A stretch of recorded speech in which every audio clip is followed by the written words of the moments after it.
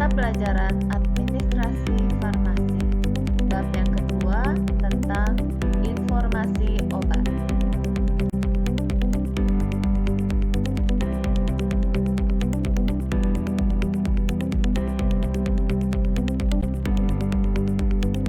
Pada video part yang kedua ini, kita akan membahas informasi umum tentang penggunaan obat dan penjelasan aturan pakai obat, yaitu obat oral, obat yang ditempel di kulit atau transdermal, dan obat inhaler.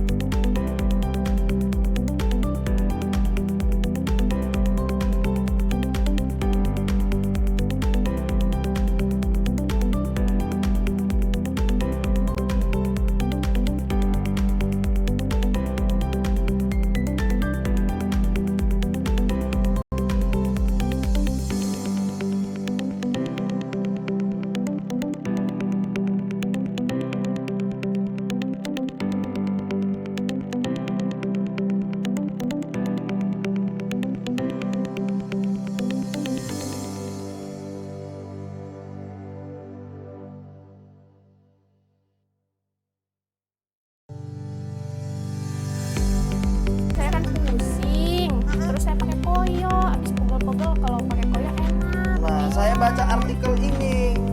Seorang nenek meninggal beberapa saat setelah mandi air hangat akibat terlalu banyak koyo berdosis. Gimana ini, Dok? Bener apa enggak ini, Dok? Aduh, sebenarnya sih koyo sih kalau penggunaannya normal-normal aja sih nggak apa-apa, aman-aman aja. Tapi kan Jadi saya hoax takut, lah Dok. ini. Karena ini kakak saya yang ada lagi, Dok. Stok danger nih terakhir kakak saya cewek. Makanya Yang lain nih, kemarin ngeri kan. Habisnya kalau nggak Out pula nanti. pakai koyo kayaknya nggak hilang dok sakitnya. Kenapa suka pegel-pegel? Pusing, pegel, kadang-kadang sakit gigi juga saya pakai. Oh gitu. Emang sih kalau namanya koyo itu kan kalau istilah kedokterannya keren dikit nih ya.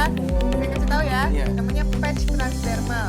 Bahasa keren ya? Bahasa kerennya Ya ya. Allah, Tapi ngomong-ngomong kan tadi itu kan obat, makanya nggak boleh berlebihan. Karena kalau dari kulit kita tuh juga bisa meresap. Jadi obatnya itu isinya tuh kalau koyo biasanya tuh ada mentolnya, ada glycosalicylatnya, ada juga isinya tuh biofreeze, ada capsaicin yang isinya cabai tuh. Nah semuanya itu ada di koyonya itu, di patchnya itu, ditempel ke kulit kita. Kan kulit kita ini ada berbagai lapisan nih. Ada epidermis tuh yang paling atas. Epidermis itu bagian tengahnya yang isinya pembuluh darah gitu ya. Baru bagian dalamnya isinya jaringan ikat, hipodermis. Nanti si koyo kan nempel di paling atas. Dia meresap makin lama makin ke dalam. Kakak jangan macam-macam, Kak. Udah mau pakai koyo. Nah makanya kalau misalnya udah ada obat yang ngeresep sampai ke jaringan ikat, makanya nggak boleh berlebihan pakainya sama-sama obat. Oke, sekarang saya mau bertanya nih sama Bu Dokter. Mumpung ada dokter nih kan. Kebanyakan teman-teman di rumah kan juga takutnya salah persepsi juga. Gimana sih, Dok, cara pakai koyo yang baik gitu? gitu loh ya, dan yang benar gitu loh. Apa taruh di sini, apa taruh di kuping kan macam-macam orang kan. Iya. Gitu. Makanya saya bertanya, saya sakit kuping tuh saya taruh di kuping lagi kan. Sebetulnya enggak sih, karena koyo itu kan tujuannya sebenarnya untuk mengatasi nyeri-nyeri otot, untuk pegal-pegal gitu. Jadi kalau misalnya nyeri sakit kepala, itu mungkin ya ada efek sedikit meringankan lah, tapi bukan itu sebenarnya tujuan utamanya. Jadi ototnya yang bikin tegang, itu yang kemudian terbantu untuk dikurangi rasa nyerinya. Terus area yang mau ditempel koyo juga harus bersih juga. Jangan sampai lagi keringetan nih, habis nyapu tadi misalnya debuan gitu, tiba-tiba terus langsung ditempel, itu nggak boleh. Terus tempelnya juga di area yang nggak iritasi, kan suka ada kulit yang kemerahan gitu kan, atau habis itu kerukan, terus kan merah-merah, itu berlebihan nggak kan ya? boleh, nggak boleh di Nggak situ. boleh Kak. Cara melepaskan dengan yang benar dari koyo yang setelah dipakai gitu kan, karena kan orang takut ada Nah ini rambutnya makanya, sakit gitu. iya. Ya Kita udah, praktekin aja dok. kalau gitu pakai, jangan aja kalau ada minyak, ada nggak? Minyak baby oil, kalau minyak zaitun gitu. Enggak, ini nggak sakit justru. Jadi kalau kita pakai oil, bisa pakai cotton bud. Kalau nggak pakai tangan juga nggak apa-apa. Yang pasti jangan pakai kulit. Yang pasti jangan bikin dia tuh kering. Dia harus bikinnya agak basah seperti ini. Karena kalau dia kering pasti akan sakit. Jadi agak basah seperti ini. Terus, sakit nggak? Iya, agak ketan sih, tapi sekarang udah nggak begitu, nggak kayak yang tadi. Iya kan? Ini enakan kan? Nih, kita tekan-tekan seperti ini. Sampai basah ya dok ya? Sampai basah. Terus baru ini kan ngangkatnya juga lebih gampang juga kan. Oh Kak, jangan sembarangan jadi pakai koyo harus Udah tahu deh. triknya. Habis itu bisa dicuci pakai sabun, pakai air. Terus biar ini lebih enak, minyaknya tadi diratain aja. Jadi lebih halus kulitnya nanti. Gak apa-apa, tapi asal tahu penanganannya gimana. Tahu Jangan karena kan saya ini juga asal-asal. dilarang lain kali kalau berlebihan di koyo bahaya. Iya, terus ini nutupnya juga jangan sembarangan. Jadi nutupnya koyo tuh juga setelah selesai dipakai, bagian dalamnya ditutup seperti ini, dikaitkan, direkatkan supaya dia nggak kemana-mana jadinya obatnya. Terus nggak Sekarang ada saya mau gangguan. tanya nih, mumpung ada Bu Dokter, efek dari pemakaian koyo itu apa sebenarnya? Bu Dokter?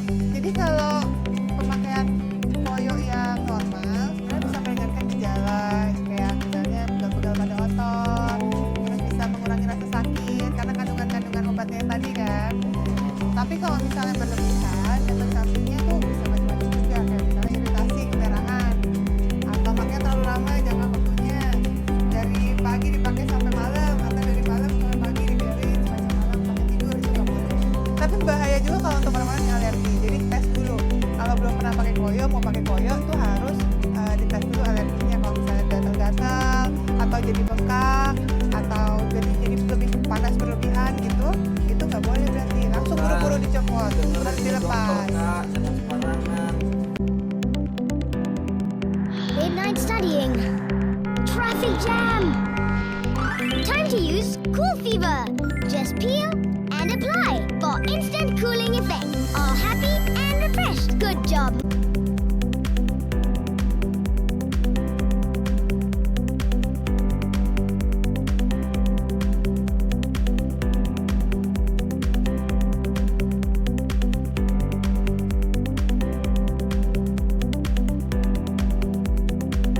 Ventolin inhaler adalah salah satu obat inhalasi yang digunakan untuk mengatasi serangan sesak nafas akibat asma. Nah, alat ini terdiri dari 3 bagian. Yang pertama itu ada penutup, yang kedua ada mouthpiece, yang ketiga itu ada tabung yang berisikan salbutamol. Jadi, sekarang kita praktekin aja yuk bagaimana cara menggunakan alat ini. Nah, sebelum kita menggunakan alat ini, sebaiknya kita mencuci tangan terlebih dahulu. Duduk atau berdirilah dengan tegak saat kalian ingin menggunakan inhaler. Lalu, bukalah penutup inhaler dan kocoklah 5 dengan 10 kali. Jika kalian baru pertama kali menggunakan alat ini, jangan lupa untuk menyemprotkannya ke udara. Hal ini memastikan bahwa inhaler berfungsi dengan baik. Berikut adalah cara untuk memegang inhaler dengan benar. Miringkan kepala sedikit ke belakang. Kemudian, tariklah nafas dalam-dalam dan buanglah secara perlahan. Lalu, letakkanlah bagian mouthpiece pada mulut. di antara gigi atas dan gigi bawah. Kemudian, tutuplah mulut kalian dengan cara merapatkan bibir. Mulailah bernafas secara perlahan dan dalam melalui mulut inhaler. Kemudian, sambil bernafas, secara berbarengan, tekanlah bagian tombol inhaler untuk melepaskan obatnya. 1 kali tekanan merupakan 1 kali semprotan obat. Tahanlah nafas kurang lebih 10 detik, atau selama kondisi yang nyaman. Setelah itu, buanglah nafas secara perlahan dan panjang. Apabila kalian membutuhkan semprotan berikutnya, tunggulah dahulu 30 detik. Kemudian, kocoklah terlebih dahulu dan ulangilah langkah-langkah seperti tadi. Setelah selesai menggunakan inhaler, dianjurkan untuk berkumur. Lalu, jangan lupa untuk membersihkan bagian mouthpiece menggunakan air hangat dan tisu. Kemudian, simpanlah di tempat yang kering dan aman. Sekian dulu tentang cara penggunaan Ventolin inhaler. Semoga bermanfaat. Saya akan menjelaskan tentang bagian-bagian dari serratai diskus. Yang pertama, ada tempat meletakkan ibu jari atau thumb grip. Kemudian yang kedua ada tuas. Yang ketiga ada mouthpiece atau tempat menghisap. Kemudian ada dose counter atau tempat untuk melihat dosis. Saat pertama kali dibuka menunjukkan angka 60. Setelah digunakan akan berkurang 1 dan angka 0 menunjukkan serratai diskus telah habis digunakan.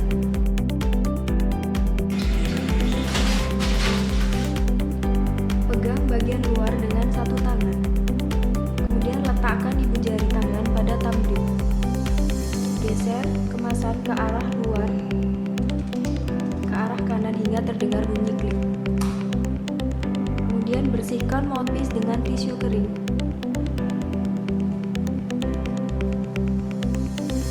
Setelah itu, pastikan mouthpiece atau tempat menghisap menghadap ke kita.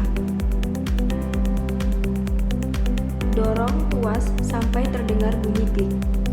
Maka obat sudah berada di dalam mouthpiece dan siap untuk digunakan. Pada dose counter akan tercantum bahwa angka sudah berkurang 1 dari angka sebelumnya. Sebelum dihisap, buang nafas perlahan melalui mulut namun jauhkan dari mouthpiece. Posisikan mouthpiece pada bibir dan tutupkan bibir mengelilingi mouthpiece sehingga tidak ada celah. Dan jangan tinggi. Tarik nafas melalui mulut secara cepat dan dalam. Lepaskan diskus. Tahan nafas selama 10 detik atau selama berdiri sejauh masih nyaman. Bernafas secara perlahan melalui hidung. Bersihkan mouthpiece dengan tisu kering. Kemudian tutup kembali diskus dengan cara menggeser tuas ke posisi awal. Apabila dibutuhkan 2 dosis, lakukan kembali seperti cara awal. Setelah menggunakan serratai diskus, berkumur. Setelah berkumur, mencuci tangan.